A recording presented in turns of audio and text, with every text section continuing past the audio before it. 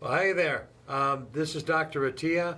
I've decided to start a series on cellular health, and then leading into two conditions known as one is diabetes and one is the dementias, the various dementias, because they have a common thread. All right, all of these things are a function of malnourishment and inactivity, and you don't have to have these kind of conditions.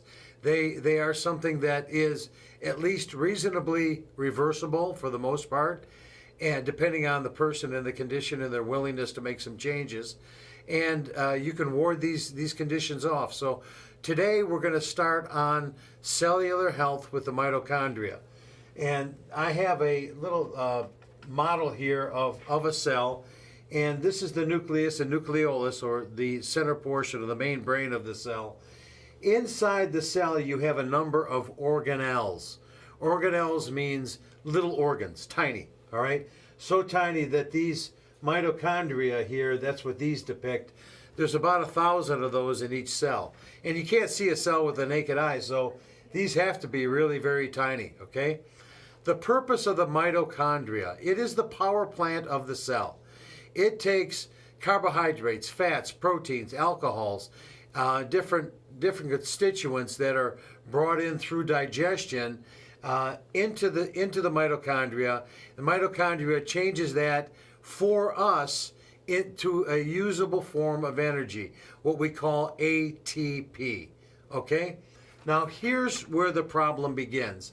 And I've been looking at this for 10, 12 years, and you're just starting to hear about this now. It'll take 20 or 30 years for it to become mainstream. But right now we can do something about this. So inside this mitochondria here, the power plant, let's say it takes in a carbohydrate, it'll go through a process, and in this process, these chemical reactions, it will, for lack of a better term, spit out 4 pieces of energy. A fat will spit out 9 pieces of energy, okay? So it is far more of an efficient system. One of the problems that I see, or let's go into a little bit of history. In 1951, a gentleman named Ansel Keys, okay, wanted to find out what the root cause of heart disease was. And I was really interested in this 12 to 13 years ago, because what happened is people would come in this office that were on medications for high blood sugar levels, like insulin, metformin, glucophage, which is the same thing there. Yet they still presented with the conditions of a person that had high blood sugar levels, even though their blood sugar levels were low because of the medication. So fortunately I realized, well, these people have peripheral neuropathies, they have different things that they're coming here to the office for, but they're on this medication, but there's got to be another system in place here, because what we're doing, or what is happening here with the meds, isn't working. And I started researching it and found information, and it led me to looking at the mitochondria as the root of a part of this problem. Actually, the root of the problem is inactivity and what we eat. So Ansel Keys wanted to go into see what was the root cause of heart disease, and he found that in Naples, Italy, they had a very low incidence of heart disease. So he went to Naples, Italy in 1951, okay? Now this is post-war, okay, post-World War II, and at that time, 2 countries, Italy and Greece, were quite decimated, okay, from the war. And what he saw that they were eating was a lot of pasta, plain pizza, vegetables, and some olive oil and cheese, okay? No meats in their diet, alrighty? Or rarely some meats in their diet.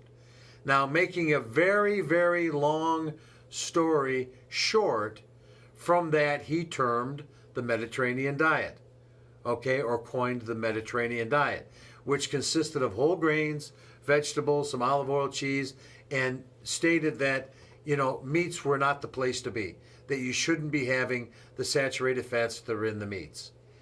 Well, that long term, that turned out to be a big problem. As a matter of fact, the government adopted his thinking.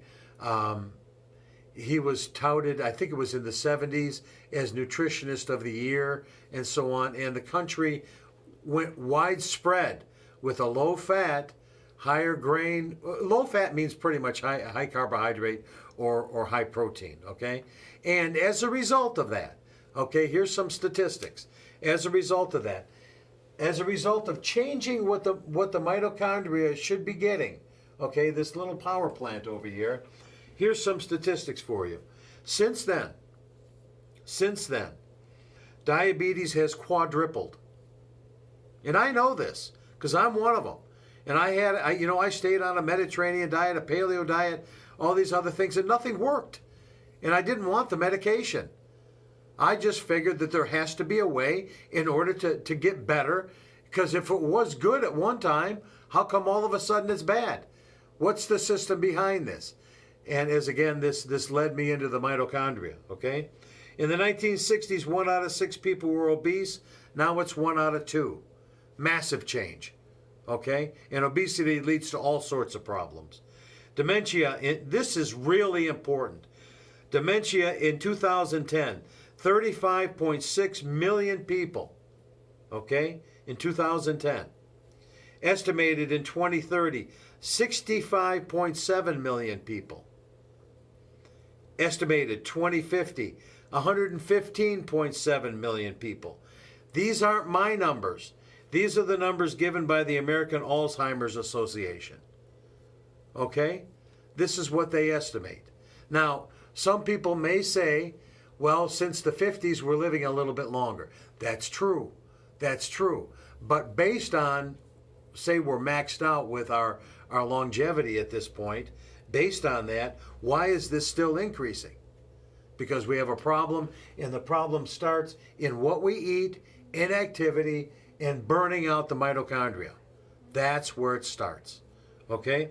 1 out of 3 seniors will die of Alzheimer's or dementia.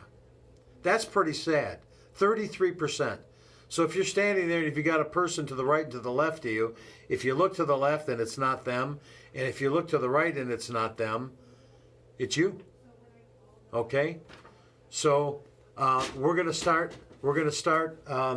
We will have another video coming up in about a week or two. I'm going to go into diabetes and how to handle these things, and then I'm going to go into dementia. As a matter of fact, I'm so passionate about this. I'm furious and I'm passionate. There is a better way. Thank you very much.